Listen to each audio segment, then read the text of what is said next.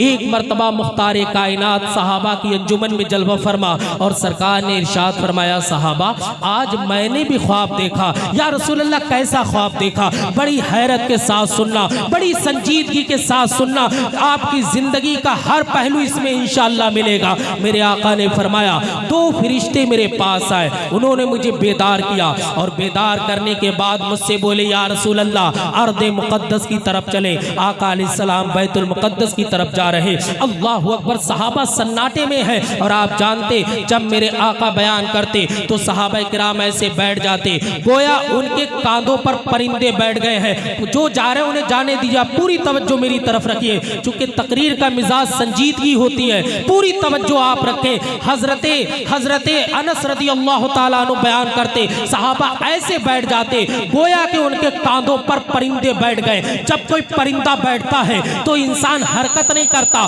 कहीं परिंदा उड़ ना जाए। मेरे नबी ने फरमाया, मैंने इतना अजीबो गरीब ख्वाब देखा कि दो फरिश्ते मुझे लेकर जा रहे। मैं क्या देखता, एक इंसान सोया हुआ है। ये ख्वाब में आका बता रहे, नबी का ख्वाब जो होता है पैगाम इलाही होता। मेरे नबी कह रहे, एक इंसान लेटा हुआ और दूसरा इंसान पत्थर से उसका सर कुचल रहा। अल्लाह अकबर। बड़ा अजीबो गरीब ख्वाब है। मेरे आका ने इरशाद फरमाया, ये कैसा ख्वाब है? तो कहा कि या रसूल अल्लाह आगे बढ़िए। मेरे नबी कहते हैं जब आगे बढ़े, आगे बढ़ने के बाद मैं क्या देखता, एक इंसान है जो बुद्धि के बल लेटा हुआ है और दोनों गालों को उसके खैद करके और उसकी गर्दन पर ले जाया जा रहा। मेरे नबी ने इरशाद फरमाया, फरिश्तों ये क्या चीज है? कहा या रसूल अल्लाह आगे बढ़िए। सरकार आगे चलते गए, ख्वाब का सारा मंजर मेरे सहाबा को बता रहे मेरे मुस्तफ़ा। कहा कि जब आगे चले और आगे चलने के बाद क्या देखते हैं, एक इंसान है जो कि एक सुर्ख खून में नहा रहा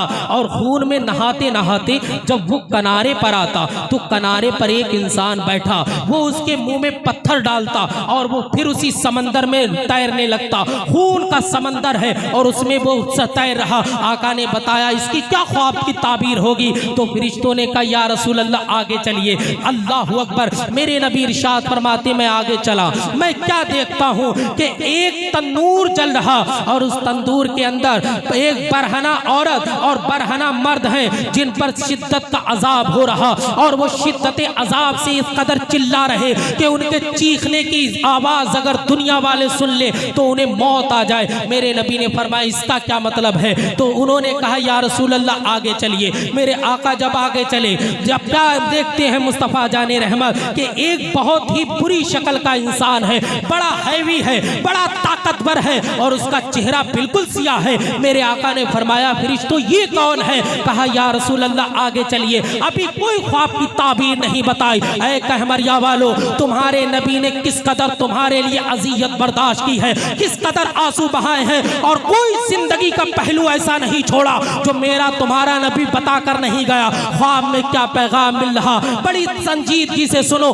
मेरे आका आगे चलते गए। सरकार क्या देखते हैं, कुछ लोग ऐसे खड़े हैं जिनके आधे चेहरे भयानक हैं और आधे चेहरे हसीन हैं। आका ने फरमाया ये कौन है? कहा या रसूल अल्लाह आगे चलिए। अल्लाहु अकबर। आका अलैहिस्सलाम आगे चले गए। जब आखिर में सरकार पहुंचे, जन्नत में दाखिला हुआ आपका, आपने जन्नती अदन देखी। मुस्तफ़ा जाने रहमत खड़े हैं। क्या नजर में आता कि एक बड़ा हसीनो जमील खूबसूरत इंसान है और उसके पास छोटे छोटे बच्चे खेल रहे हैं। सरकार ने पूछा ये क्या है? मेरे मुस्तफ़ा जाने रहमत से फरिश्तों ने कहा या रसूल अल्लाह आप तो सब कुछ जानते हैं मगर मेरे आका हम आपकी उम्मत की तालीम के लिए बता रहे। आका अलैहिस्सलाम आपने जो पहला इंसान देखा था जो लेटा हुआ था और दूसरा आदमी उसका सर कुचल रहा था, उसका सर सही हो रहा, फिर से वो पत्थर मार दे रहा और यही सजा उसे कयामत तक मिलती रहेगी। आका ने फरमाया वो कौन था? कहा या रसूल अल्लाह वो आपकी उम्मत का वो आलिम दीन था जो लोगों से तो इस्लाह की बातें करता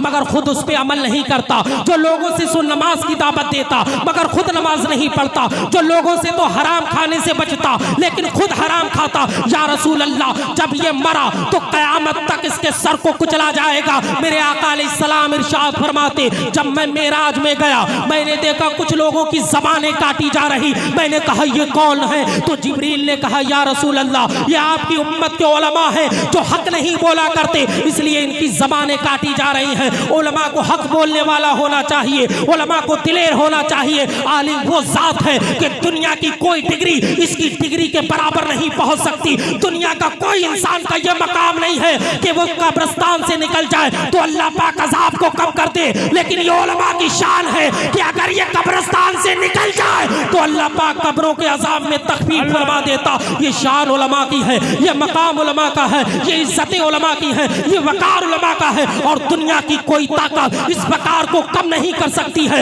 इसलिए ये वकार अल्लाह का अता करता है, ये वकार मुस्तफा का अता करता है। मेरे नबी ने फरमाया मगर वो बदनसीब आलिम जो लोगों को दीन की दावत देता मगर कुछ उस पर अमल नहीं करता तो वो कयामत के दिन मारा जाएगा, कयामत के दिन सर उसका कुचला जाएगा, कयामत के दिन उसकी ज़बानें काटी जाएंगी। मेरे नबी ने फरमाया फिरिश्तों ये तो समझ में आ गया, मगर जो दूसरा इंसान था जो बुद्धि के बल लेटा हुआ था, फिरिश्ते ने कहा या रसूल अल्लाह ये आपकी उम्मत के वो लोग हैं जो कुरान पढ़ना नहीं जानते थे या कुरान जानते तो थे मगर इन्हें पढ़ने की तौफीक नहीं हो रही थी, ये बिल्कुल भूले पड़े थे, ना तो इन्हें अपना पता था, ना तो मरने का पता था, ना वालिदैन का अदब पता था, ना नमाजों के बारे में पता था, ना तो दीन के बारे में पता था। बिल्कुल गवार जाहिल बदनसीब बन करके उसने कहमरिया की सरजमीन पर जिंदगी गुजार दी होगी। वो शहरा पर चलता होगा मगर चलने का शऊर नहीं है। जब वो जमीन पे चलता होगा तो तेरी मेरी बहन बेटियों को देखता होगा। मेरे नबी को सहाबा फरमा रहे हैं या रसूल अल्लाह उसका इतना बुरा हशर होगा। मेरे नबी ने फरमाया हाँ इस तरीके से मारा जाएगा। फिर मेरे नबी ने कहा फिरिश्तों एक बात बताओ वो क्या मंजर था जो इंसान खून के समंदर में तैर रहा था। उलमाए किराम की खुसूसी तवज्जो इसलिए कि इनकी दुआएं मिल गई, अगर इनकी दुआएं मिल गई तो समझ लो मुझे मेरी तकरीर का फल मिल गया।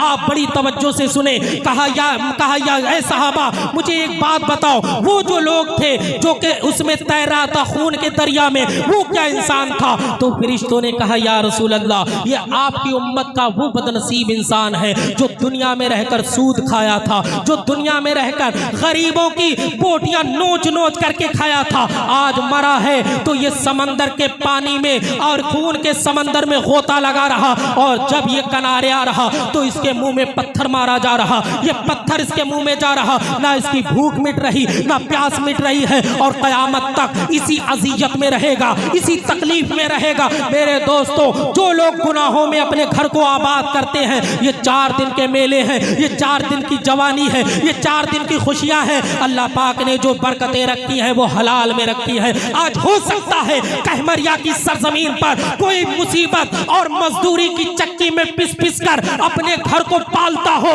लेकिन वो कभी मायूस ना हो, क्योंकि मेरे नबी फरमाते मेरी उम्मत का एक इंसान अगर हलाल तरीके से अपनी औलाद को पाल दे तो मैं मोहम्मद उसे जन्नत में ले जाने की जमानत देता। ये मकाम और मर्तबा है। आज हो सकता है शराब, नशे, अय्यारियों, मक्कारी और सूद, सट्टा, ब्याज, ना जाने कौन कौन से गलत काम करके आज अपने महल ताबीर कर ले, मगर ऐसे महल कभी भी खुशियों का पैगाम नहीं दे सकते। वो हमेशा हमेशा हमेश के लिए उनकी औलादें उनकी नाफरमान होती हैं और उनकी औलादें उन्हें सताने वाली होती हैं। मेरे नबी फरमा रहे हैं ये मेरी उम्मत के हराम खाने वालों का अंजाम है। जब वो मरेंगे तो तरह तरह की अजियत होगी और वो खून और पी पी कर जिंदगी गुजारेंगे। यहाँ खवातीन भी हैं, मर्द भी हैं। होना ये चाहिए था कि किसी तरीके से पर्दा हो जाता, लेकिन इंशाअल्लाह आइंदा ऐसा होगा। एक बात मैं आपको बताऊं, मेरे नबी फरमा रहे जब मैं आगे चला मैं क्या देखता कि एक आग जल रही है और आग के अंदर बरहना मर्द औरत है। मेरे नबी ने फरमाया ये कौन है, ये कौन है। कहा या रसूल अल्लाह ये आपकी उम्मत के वो गुनहगार हैं जिन्होंने दुनिया में रह करके अपने नफ्स को गलत तरीके से पूरा किया था, अपनी ख्वाहिशात को मिटाया। जब पूरी दुनिया सो जाती, जब ये रात के सन्नाटे में मर्द औरत अपना मुंह काला करते, जब ये गुनाह करते, ये गुनाह में मुलव्विस रहते, या रसूल अल्लाह ये समझ रहे थे कि हमें कोई नहीं देख रहा है, ये समझ रहे थे हमारा कोई हिसाब व किताब नहीं है, मगर रब का फरमान है फमन यामल मिथकाला ज़र्रतिन खैरन यरा वमन यामल मिथकाला ज़र्रतिन शर्रन यरा। इतना बड़ा गुनाह इन्होंने रात के सन्नाटे में किया, जबकि बुजुर्गाने दीन रात में अल्लाह की इबादत किया करते। मेरा रब सब देख रहा है, वो मुसल्ले पर बैठ करके आंसू बहाने वाली को भी देख रहा और जिना करने वाली को भी देख रहा है। वो देख रहा है, एक इंसान वो है जो मुसल्ले पर बैठकर आंसू बहा रहा है और एक वो है जो घुंघरू बांध करके क्लब में नाच रही है। मेरा रब दोनों को देख रहा है। मेरा रब बेनियाज है, उसने दुनिया में मोहलत दी है, जो चाहे कर तुझे मोहलत है। आज पकड़ नहीं होगी, लेकिन एक दिन आ रहा है, एक दिन आ रहा है। इन्ना बत्शा रब्बिका लशदीद, उस दिन तेरे रब की पकड़ बड़ी सख्त होगी। उस दिन तुझे एक एक अमल के बारे में बताया जाएगा जो तेरा नबी बता कर आया, तूने उस पर अमल नहीं किया। जो तेरा नबी डरा कर आया, तूने उस पर अमल नहीं किया। ये उलमा 10-10, 20-20 हजार में अपनी जिंदगी लगा देते हैं तुम्हें सुधारने के लिए, तुम्हें मनाने के लिए। इनका कोई फायदा नहीं है। जाओ मरो, जहन्नम में जाओ। मेरे बाप का एक पैसे का नुकसान नहीं है। मैं कौन हूँ जो तुमसे को नमाजें पढ़ूं? अरे ये तो रब ने तुम्हारे ऊपर फर्ज की है, मगर ये उलमा का एहसान है। ये मुस्तफ़ा का दीन अपनी गर्दनों पर उठाए उठाए फिर रहे हैं, ताकि कहमरिया में कोई ऐसा ना हो कि गुनाह की बुनियाद पर जहन्नम में चला जाए। मेरे नबी ने फरमाया, मेरी उम्मत के जानी और जानियों को क़यामत तक के लिए जलती हुई आग में डाला जाएगा और वो अज़ियत और खौफनाक आवाज़ें निकलेंगी। अल्लाहु अकबर। मेरे नबी ने इरशाद फरमाया, अच्छा फरिश्तों एक बात तो बताओ, वो लोग कौन थे जिनके आधे हुस्न वाला चेहरा था और आधा गुनाहों की वजह से बड़े काले थे? कहा या रसूल अल्लाह, वो आपकी उम्मत के गुनाहगार लोग हैं जो नेकियां भी करते, गुनाह भी करते और बगैर तौबा करके मर गए हैं। ऐ लोगों, इससे पहले के मौत आ जाए, इससे पहले के मौत का जख्मी शेर हमारा पीछा कर रहा है, वो हर वक्त हमें देख रहा और एक दिन हमें मौत आ जाएगी। इससे पहले कि तुम्हें मौत आए और कब्रिस्तान में जाओ, तुम्हें गुस्ल दिया जाए। आज इंसान घूम रहा है, वो ये समझता है, अरे मुशाहदी बात बताऊं, एक इंसान जवान है, वो ये सोच रहा है कि मुझे मरना नहीं है, मगर उसके नाम का कफन बाजार में आ गया है, उसके नाम की मिट्टी कब्रिस्तान में तय हो चुकी है, उसको खाने वाले कीड़े और मकोड़े भी तय हो गए हैं, मगर ये समझ रहा मुझे मौत नहीं है, मुझे मौत नहीं है। इससे पहले के मौत आए, अल्लाह की बारगाह में तौबा करो। इससे पहले के तुम्हारे नाम आमाल बंद कर दिए जाए, अल्लाह की बारगाह में तौबा करो। यही हर खानका का पैगाम है, यही मसलके आला हजरत है, यही पैगाम बिलग्राम शरीफ है, यही पैगाम कालपी है, यही पैगाम करबला है, यही पैगाम नजफ अशरफ है, यही पैगाम हजरत इमाम अहमद बिन हम्बल है, यही पैगाम हजरत इमाम आजम है, यही पैगाम तमाम बुजुर्गों का है कि ऐ लोगों, वो काम करो जिससे अल्लाह राजी हो और उस काम से दूर हो जाओ जिससे अल्लाह नाराज। ये है, ये जिंदगी है। ये जिंदगी क्या है? कितने लोगों का दिल लग रहा है? हाथ उठाए। मैं अजियत एक मिनट के लिए नहीं बनूंगा आपकी, चूंकि और भी उलमा है और तारीख मेरी ऐसी हस्ती ने लिए जो खुद माशाल्लाह बहुत प्रोग्राम करते। ताहिर रजा वाहिदी, इन्होंने कहा कि हजरत आप बिलग्राम की फजीलत पर बोलना। मैंने कहा इंशाअल्लाह बोलूंगा, लेकिन कुछ तकरीर होती है जिसमें सामईन भी साथ दें, लेकिन आपका जो मिजाज था वो मैं समझा। चूँकि मेरे असातिज़ा का मुझ पर इतना बड़ा करम है कि मेरे असातिज़ा की बरकतों से, पीर और मुर्शिद की बरकतों से, मेरे वालिदैन की दुआओं से कि अल्लाह पाक ने मुझे ये चीज़ अता फरमाई है कि महफिल का मिजाज समझ लेता हूँ मैं। अगर मैं वो तकरीर करता हूँ तो शायद आधे लोग चले जाते। इसलिए मैंने ये खशियत इलाही, तज़किया नफ्स, मैंने मौजू अपना इंतखाब किया, इसलिए कि दोस्तों ज़िंदगी का कोई भरोसा नहीं है। अल्लाह ने एक जगह फरमाया हर चीज़ को फना होना है, और एक जगह फरमाया कुल्लु नफ्सिन ज़ाइक़तुल मौत, कि हर जानदार को मरना है।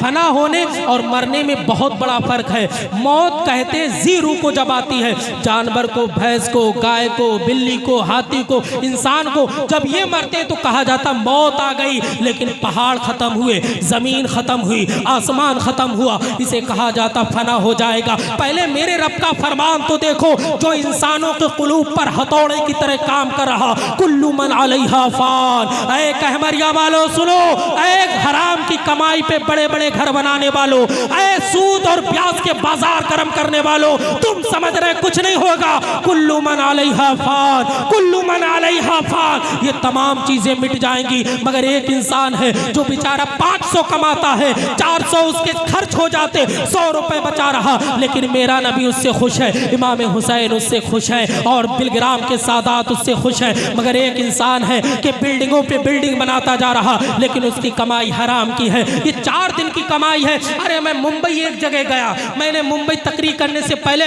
5 स्टार उसका होटल, उस सेठ के घर में रुका, तो मैंने देखा सेठ के घर पे एक अजीब हैरानी, एक अजीब उसकी चेहरे की एक जुगराफिया बदला हुआ, ऐसा लग रहा अंदर से दिल बड़ा दुखी है। मैंने उससे कहा हजरत एक बात तो बताओ, आप इतने परेशान क्यों हैं? उसके घर में जो नहाने वाला टब था वो 1.5 लाख का था, सोचो कितना अमीर होगा। मैंने कहा क्या बात है? उसने कहा हजरत हर तरफ से आयश है, हर तरफ से सुकून है, मगर मेरे घर में अल्लाह पाक ने एक ऐसी लड़की दी है, ना जो बोल सकती है, ना हाथ पैर से चल सकती है, बस उसे देखता रहता। अब दुनिया की आसाइश मुझे आसाइश नहीं लगती है, अब मैं ये चाहता मुझे मौत आ जाए। मुझे एक बात बताओ, मैंने कहा क्या तुमने कोई गलत काम किया? तो उसकी निगाहें झुक गई। मुझे बताओ, अगर तुमने बड़े बड़े महल बना लिए, अल्लाह तो कादिर मुतलक है, तुम्हारे घर में ऐसा अपाहिज बच्चा पैदा कर दिया कि जिसे देख देख करके तुम हर दिन मरो, हर दिन मरो, तो ऐसे महल से क्या क्या फायदा, ऐसे घर से क्या फायदा है? मेरी जिंदगी का एक तजर्बा है, मैं बड़े बड़ों से मोहब्बत करता, मेरी दोस्ती बुजुर्गों से रहती और मैं जिंदगी के तजर्बात उनसे लेता। मैं ये पूछता हूँ, मैं कहीं भी जाता, मेरी कोशिश रहती यहाँ के मिजाज को देख करके कुछ हासिल किया जाए। तो मैं दंग रह गया कि अल्लाहु अकबर, दुनिया की दौलत में सुकून नहीं है, क्योंकि दुनिया की सबसे बड़ी दौलत जो है वो दिल का सुकून है, दिल का करार है। ये उलमा क्या बात है कि 5,000 कमा रहे हैं मगर जिंदगी बादशाहों वाली है, ये क्या बात है कि 10,000 कमा रहे मगर जिंदगी शहंशाहों वाली है? वजह ये है, अल्लाह फरमाता तुम्हारे लिए सुकून ये बिल्डिंग, ये घर, ये मकान में नहीं है। अला अला अला बिदिक्रिल्लाहि तत्मइन्नुल कुलूब, तुम्हारे दिलों का सुकून तो मेरे जिक्र में रखा है। नारे तकबीर, नारे रिसालत, मसलके आला हजरत, पैगामे मजहब इस्लाम, इश्क मोहब्बत, इश्क मोहब्बत, जश्ने वाहिदी कॉन्फ्रेंस, फैजाने वाहिदी, फैजाने सरकार ताहिरे मिल्लत हजरत अल्लामा सलाहुद्दीन अय्यूबी साहिब किबला, नारे तकबीर। बहुत अच्छा हजरत, जिंदाबाद जिंदाबाद। तो आज वादा करते हो उलमा की मौजूदगी में कि इंशाअल्लाह उलमा जो बताएंगे उस पर अमल करेंगे। हाथ उठा करके तस्दीक करें मेरी बात की इंशाअल्लाह। मेरे दोस्तों, जहां जी लगाने की दुनिया नहीं है, ये इबरत की जा है। ये उठते जनाजे देखो, ताहिरे मिल्लत से कितनी मोहब्बत कर रहे, वो जाते जाते पैगाम देकर गए। दुनिया में हमेशा के लिए कोई रहने नहीं आया, कोई रहने नहीं आया। अरे अरे, जब हमारे दादा, उनके दादा चले गए तो वो हमारी जड़ थे, जब जड़ चली गई तो हम फुंची भी चले जाएंगे, हम भी चले जाएंगे, हम भी चले जाएंगे। कितनी मेहनत करके उलमा आते हैं, कितना 10-10, 20-20 साल पढ़ते हैं, फिर तुम तक कुरान और हदीस का निचोड़ पहुंचाते हैं, लेकिन लोग आवारगी में सुनते हैं। कोई बातें कर रहा, कोई भाग रहा है, कोई इधर उधर फोन पे बात कर रहा है। अरे तुम्हारे बाप के नौकर है ये उलमा? ये उलमा मुस्तफा जाने दीन के सिपाही हैं, ये दीन पहुंचाने के लिए आए। और ऐसे लोग, ऐसे नौजवान जो ऐसी महफिलों की कदर नहीं करते, मैंने उन्हें मजदूरी करते हुए देखा, ट्रैक्टरों के पीछे मेड़ों पर घास उठाते हुए, क्योंकि जो उलमा की तौहीन करता है अल्लाह रब्बुल इज्जत उसकी जिंदगी को तंग कर देता है। उलमा से जुड़े, उलमा से मोहब्बत करें। कुछ जिंदगी में नहीं है, कुछ नहीं है। आपको मैं एक बात बताऊं, जो हकीकी में जो बुजुर्ग होगा वो आपके पैसे का तालिब नहीं होगा, क्योंकि उन्हें पता ये कुछ नहीं है।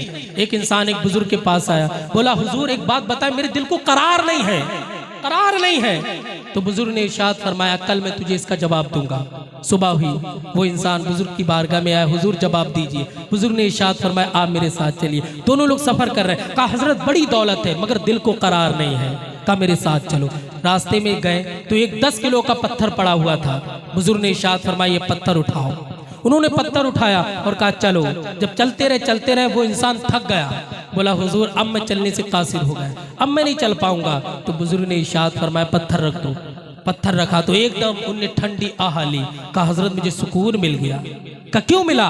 का इसलिए पत्थर चला गया, मुझे ऐसा लग रहा मेरी जिंदगी बड़ी सुकून वाली है। तो बुजुर्ग ने इरशाद फरमाया यही वजह है, हमारी जिंदगी मुश्किल नहीं है। अरे मुस्तफ़ा का उम्मती हो और उसकी जिंदगी मुश्किल हो, इमाम हुसैन का शहदाई हो और उसकी जिंदगी मुश्किल हो, हमने खुद जिंदगी मुश्किल बनाई।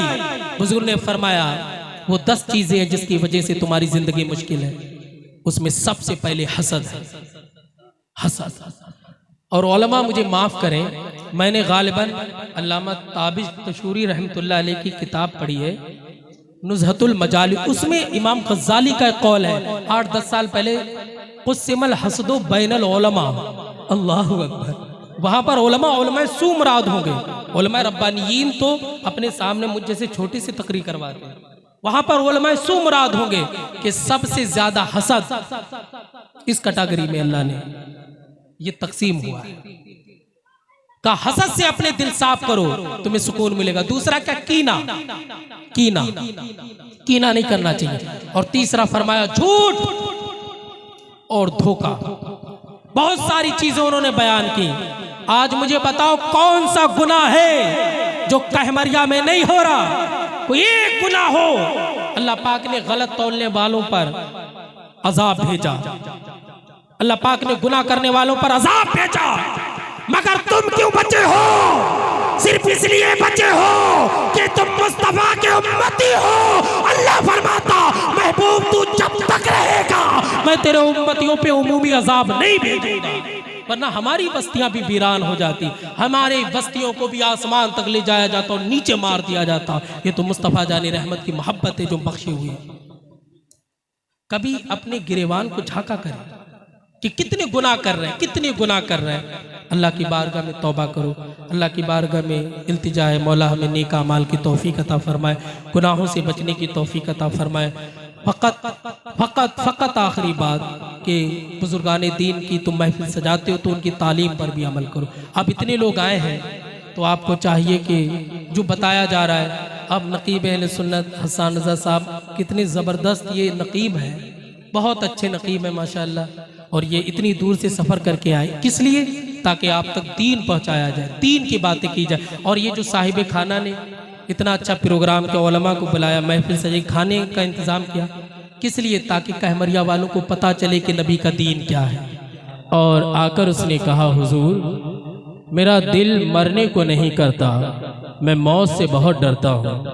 तो हज़रत सैयदना मीर अब्दुल वाहिद बिलग्रामी अलैहिर्रहमा ने फरमाया कि गुनाहों से तौबा कर, अल्लाह की बारगाह में सदका दे और नवाफिल पढ़। चंद दिनों के लिए वो गया और जाने के बाद हज़रत सैयदना मीर अब्दुल वाहिद बिलग्रामी की बारगाह में आया और आकर के कहता हुजूर अब मेरा दिल मरने को करता है, अब मैं ये चाहता हूँ कि मुझे जल्द से जल्द मौत आए और मैं सरकार दो आलम का दीदार करूँ, मैं अल्लाह रब्बुल इज़्ज़त की तजल्लियात को देखूं। हुजूर आखिर बात क्या है? पहले मेरा दिल मरने को नहीं कर रहा था, लेकिन अब मेरा दिल मरने को कर रहा था। तो हज़रत सैयदना मीर अब्दुल वाहिद बिलग्रामी अलैहिर्रहमा ने फरमाया पहले तो गुनाहों में मुलव्विस था, कोई नेकी नहीं किया करता, हर वक्त तू बाजार गरम गुनाहों का क्या करता, हर वक्त तू गुनाहों में रहता, इसलिए जन्नत में तेरा कोई घर नहीं था, जन्नत में तेरा कोई सामान नहीं था, जन्नत में तेरा कोई महल नहीं था, तू मरने के बाद जहन्नम में जाता और जहन्नम में जाने की वजह से तेरा दिल वीरान था, तेरा दिल हमेशा मौत से डरता, तू हमेशा अल्लाह की मुलाकात से नाखा रहता, तू हमेशा ये चाहता मेरी जिंदगी बुलंद हो जाए। मीर अब्दुल वाहिद बिलग्रामी ने फरमाया जब तूने नेकियां की, जब तूने अच्छे आमाल किए, जब तूने सदकात दिए, जब तूने नवाफिल पिए, तो अल्लाह पाक ने तेरा घर जन्नत में बनाया। और कौन ऐसा इंसान है जो जन्नत में जाने की तमन्ना नहीं करता है?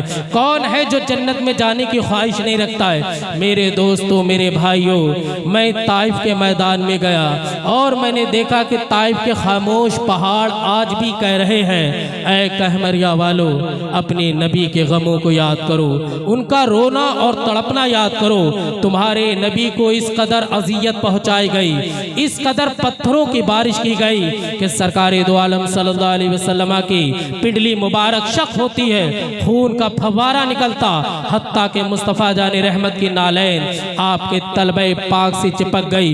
इस तरीके से मुस्तफ़ा जाने रहमत पर जुल्म किया गया, इस तरीके से मुस्तफ़ा जाने रहमत को तड़पाया गया, मगर मेरे नबी एक ही मिशन लेकर चले, ऐ दुनिया वालों, अल्लाह से डरो, अल्लाह के डरो, अल्लाह की बंदगी करो और मेरे अहकाम को मानो, मेरे हुक्मों को मानो।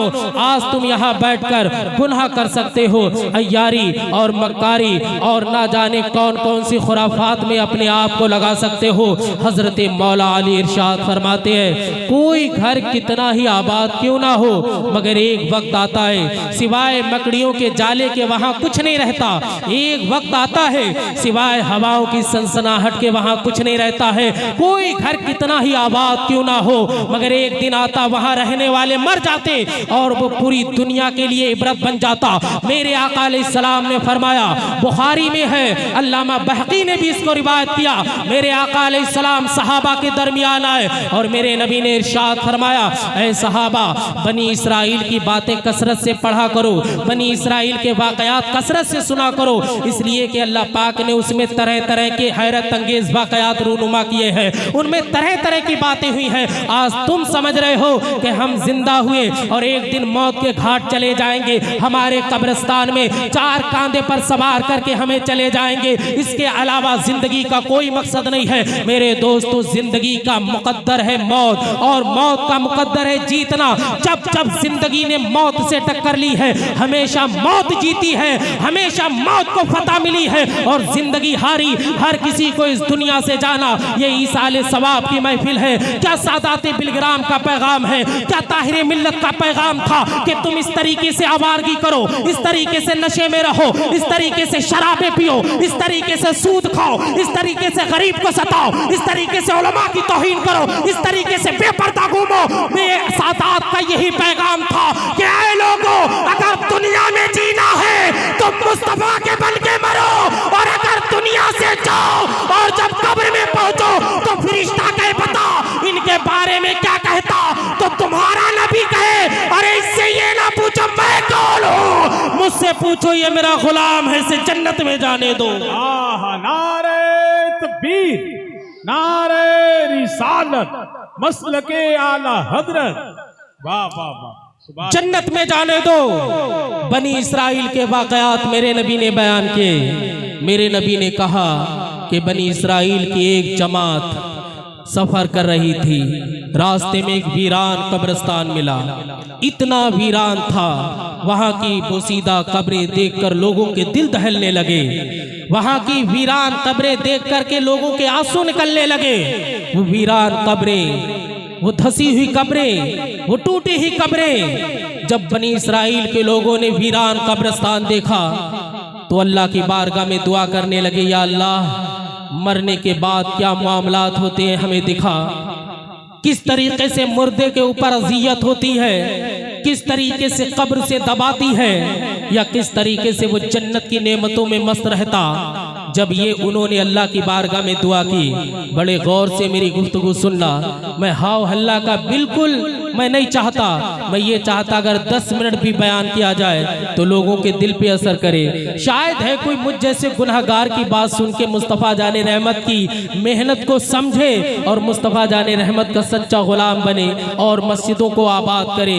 अल्लामा दिलशादुल कादरी से पूछे, हजरत मुझे बताओ किस तरीके से जिंदगी गुजारना है।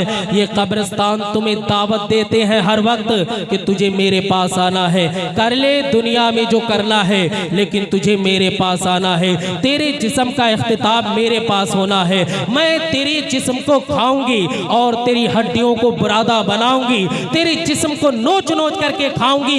ये बेरहम कब्रिस्तान की मिट्टी ये मेरे और तुम्हारे वजूद को नोच नोच करके खा जाएगी। बनी इसराइल के लोगों ने दुआ की, एक कब्र फटती है, एक बहुत ताकतवर बड़ा जवान इंसान निकलता जिसका चेहरा सियाह है, जिसका चेहरा काला है, और कहता है क्या हश्र का मैदान बर्पा हो गया?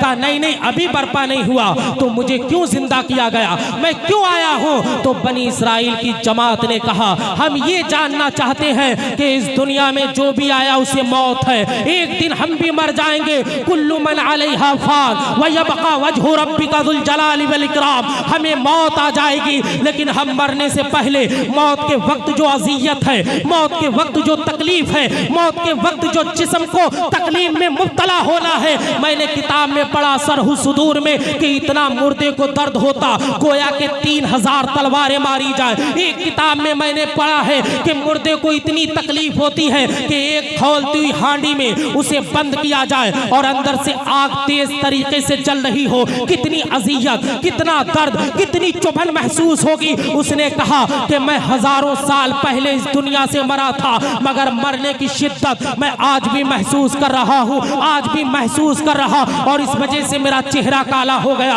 अल्लाहु अकबर। ये अजियत कहीं ऐसा ना हो गुनाहों की वजह से हमें भी सहना पड़े, बेरोजगारी की बुनियाद पर जो हम गुनाह कर बैठते हैं, जो हम दूसरे का हक मार बैठते हैं, कहीं ऐसा ना हो मरने के वक्त हमें भी इस तरीके से अजियत दी जाए। इससे पहले कि तुम गुनाहों में रहो, मैं सलाहुद्दीन अय्यूबी तुम्हें तुम्हारे नबी का पैगाम दे रहा, अभी वक्त है, अपने गुनाहों से तौबा करो। इससे पहले कि समंदर फटे, अपने गुनाहों से तौबा करो। इससे पहले कि सूरज बेनूर हो जाए, अपने गुनाहों से तौबा करो। कब गुनाहों से तौबा करोगे? जब समंदर को फटता देखोगे तब तौबा करोगे। कब गुनाहों से तौबा करोगे? जब सूरज को बेनूर देखोगे तब तौबा करोगे। कब गुनाहों से तौबा करोगे? जब पहाड़ों को रुई के काले के बराबर घूमता देखोगे तब तौबा करोगे। कब गुनाहों से तौबा करोगे? जब सितारों को आपस में झड़ते हुए देखोगे। कब गुनाहों से तौबा करोगे? जब जमीन तांबे की बन जाएगी, सूरज पश्चिम से निकलेगा। इससे पहले कि सूरज पश्चिम से निकले और तुम्हारी जिंदगी की शाम हो जाए,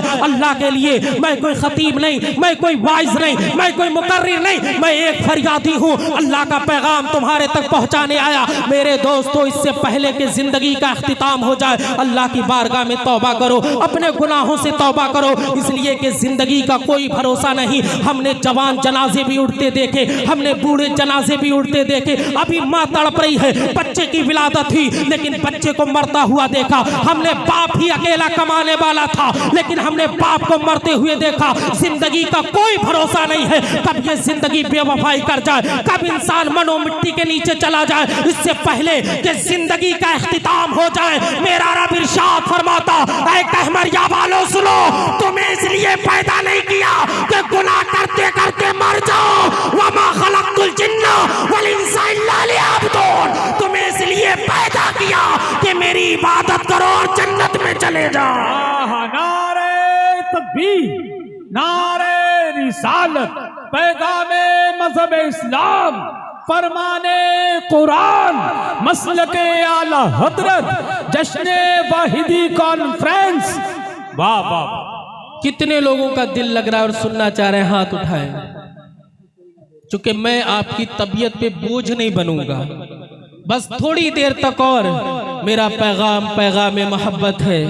मेरे नबी ने तुम्हारे लिए कितने आंसू बहाए हैं। जो लोग जाते हैं मदीनतुल मुनव्वरा, मक्कतुल मुकर्रमा, वो देखते हैं वो वीरान पहाड़ों में मेरा और तुम्हारा नबी इस कदर रोया, या अल्लाह मेरी उम्मत, या अल्लाह मेरी उम्मत, या अल्लाह मेरी उम्मत, या अल्लाह मेरी उम्मत। और आज उम्मत इस कदर मुस्तफ़ा के मिशन से दूर हो गई कि इन्हें खबर नहीं कि मुझे मरना है। इन्हें कुछ नहीं पता है, ना जाने कैसे दीवाने हो गए। जब तकरीर करते हैं तो ऐसा लगता है कि अब सब परहेजगार हो गए, अब सब गुनाहों से तौबा करेंगे, अब ये कोई गुनाह नहीं करेंगे, अब ये मुस्तफ़ा के पैगाम को आम करेंगे, खुद भी अमल करेंगे। लेकिन तकरीर ख़त्म, वही सुबह, वही शामें, वही दीवानगी, वही आवारापन, ये भूल जाते हैं, सब भूल जाते हैं, इन्हें कुछ याद नहीं रहता है। लेकिन मैं आपको एक बात बताऊं, तुम कब्रों से जब गुजरो तो कब्रिस्तान को देख करके थोड़ी देर रुका करो और वहां महसूस किया करो कि एक दिन मुझे यहाँ जाना है, एक दिन मैं आऊंगा। कब्रों को याद करो, ये तुम्हारे लिए सबसे बड़ी नसीहत है, ये तुम्हारे लिए सबसे बड़ा पैगाम है। अल्लामा दिलशादुल क़ादरी और ये तमाम उलमा तुम्हें यही तो पैगाम देते, ऐ लोगों सुधरो, ऐ लोगों मुस्तफ़ा के मिशन पर अमल करो, ऐ लोगों जो सादात बिलग्राम का पैगाम है, तुम क्या समझते हो कि सादात की कुर्बानियां कम है? अरे आज दुनिया में जो मजहब इस्लाम चमक रहा, ये मुस्तफ़ा के नवासे हजरत इमाम हुसैन का सदका है, ये खानवादे रसूलुल्लाह का एहसान है कि जिन्होंने सब कुछ कुर्बान कर दिया लेकिन नाना जान के दीन को बचाया। आखिरी बात कह के मैं आपके सामने से रुखसत हो जाऊं। मैं सारे हवाले बुखारी से या अल्लामा बहकी की किताब से या इब्ने अबी दुनिया का फरमान आप तक पहुंचा रहा। हजरत अनस से रिवायत है कि आका अलैहिस्सलाम का एक कायदा था कि आका अलैहिस्सलाम नमाज़ फजर के बाद बैठते और आका इरशाद फरमाते, अरे मेरे सहाबा, आज तुमने कोई ख्वाब देखा? तो सहाबा अपने अपने ख्वाब बयान करते। कोई कहता या रसूल अल्लाह मैंने ये देखा, कोई कहता या रसूल अल्लाह मैंने ये देखा, और मेरे आका उसकी एक एक ताबीर बयान करते चले जाते मामूल के मुताबिक।